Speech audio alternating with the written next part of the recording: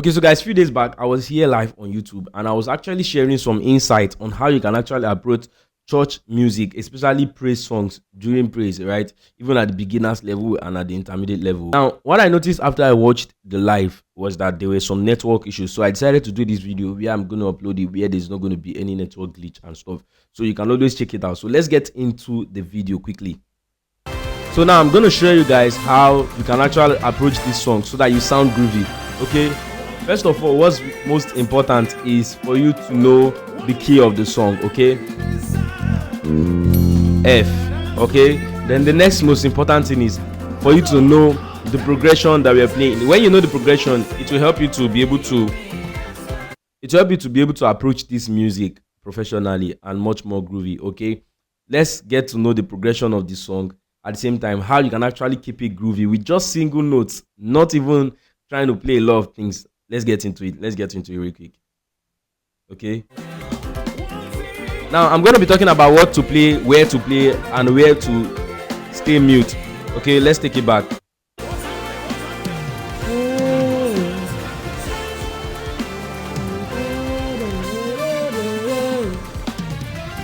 Okay, now you can decide to stay mute in this point, right? Just allow the keyboard and the singer to actually flex this bar to get where you will come in is actually coming, and I'll still show you if you want to make it much more interesting. Okay, then okay, this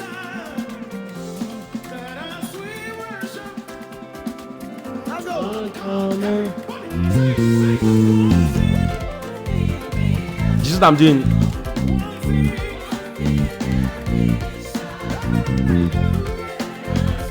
This is the beginner's level.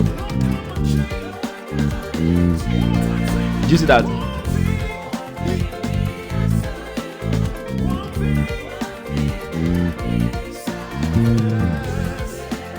I did something much more advanced.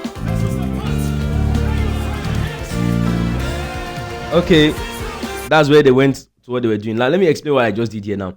I was actually locking with the kick of the drums, okay? One thing we ask of you.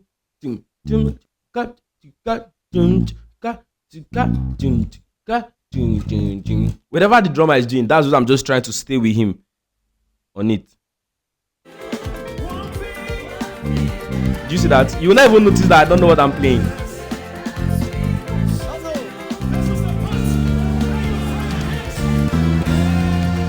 Okay. Do you see that? I'm just staying with him.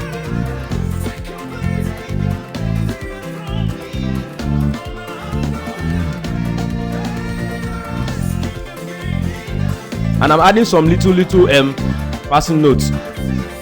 You see that? Do, re, mi, so, la, so, fa, so, do, re, mi, so, la, so, fa. Okay, that was family redo, but I don't want to play with them. Okay, I was not even aware. Okay, so look at the thing here now. If you want to take this much more advanced, here is where your ghost note comes in with the same single note, but let's start applying ghost note in it. Okay.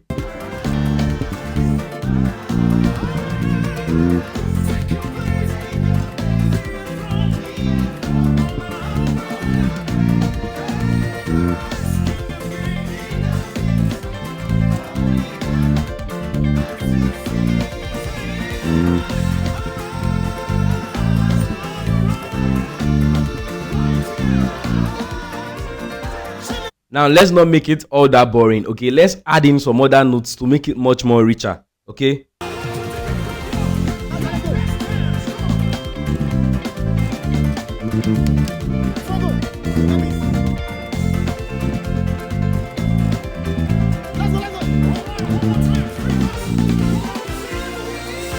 Now what I was doing here was basically adding my fifth of each chord that I wanted to make a bass line. Okay, so if I'm playing 1, you know the C major triad we have, so I'm playing the fifth of that chord, 3 fifth, 6, and I will add the fifth. So each chord I'm actually adding the fifth of that chord. Okay, do, fifth is G, which is so, do, so, do, re, mi, ti, mi, So la. So you know T is the fifth of the E minor chord, okay, or E minor triad. Now you can actually replicate this thing to any of the progressions, even if it's not this song. All you have to do is to keep adding the fifth, okay, to make it sweet. And at some point you can still add the third instead of the fifth, or you can still add the both of them, okay. Now you also notice I was actually holding myself not to do something I want to share. Now here's what I'm doing. At the end of some of the bars, I might decide to do something like a turnover for me, not the band, okay? Or maybe, or whichever way. Let me put it in the song so you see it.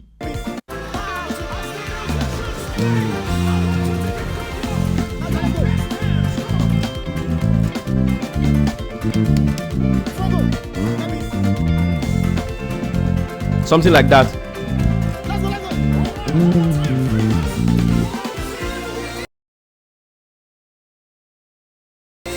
Now here's something that just happened and I need to tell you. So while you're doing this turnover and stuff, if there's an arrangement to the song, okay, I believe you already are familiar to the arrangement that you guys are going to play in that jam section or in that praise session. You have to be very careful so that you don't play a lot of turnover or play a lot of fills in between your play, and then it's now time to play the actual arrangement and you're struggling to find your way back into the groove like I did right now, okay. So you have to be very cautious of it, okay.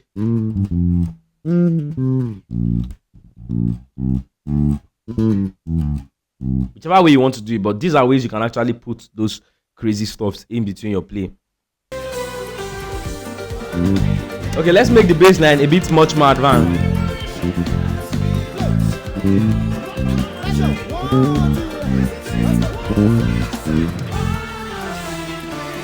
Okay, so here's what I was doing.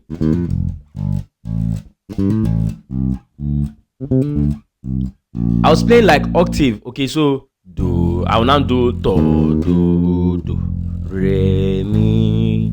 I will now do re mi sol la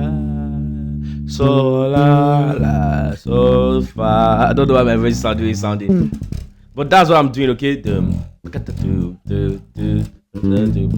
you can still add ghost notes in between.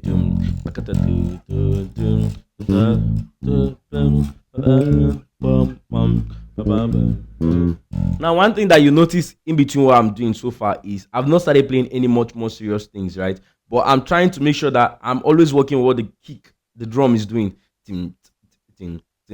So as a bass player, there's always one most important thing that we pay attention to when we are in a jam session with the whole band, which is the drum. Every note from the drum matters. Is it the kick? Is it the hi-hat? Is it the snare? Whichever note that is coming from that drum, man, it matters a lot. So you have to find a way to always keep it. So when you notice that even when the drummer tries to do something like an off time, like you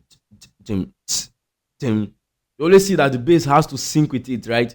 It matters a lot. So as a bass player, you have to pay attention to it.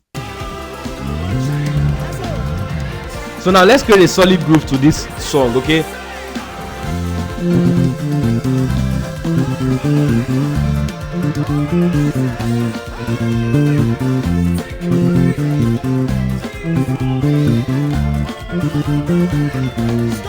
So that's basically it. So let me break down the bass line I was playing. Do so la fa so so la fa so la do la la la do la so fa la fa so do. I think something like that was I was playing, okay?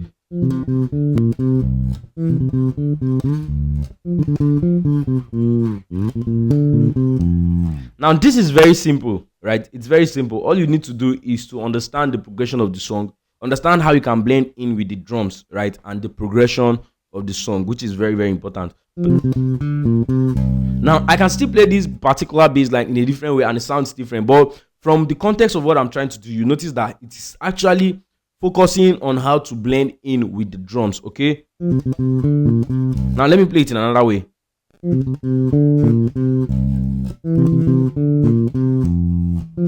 Now in my head I'm already creating a different rhythm, okay, but with the drums or with this song I'm actually showing you guys an example. It's sounding the same and sounding nice because I'm trying to put it into the groove of that song, which is more important, right? So I don't know how this video has been of help to you, but until next time, guys, See you in my next video. Peace.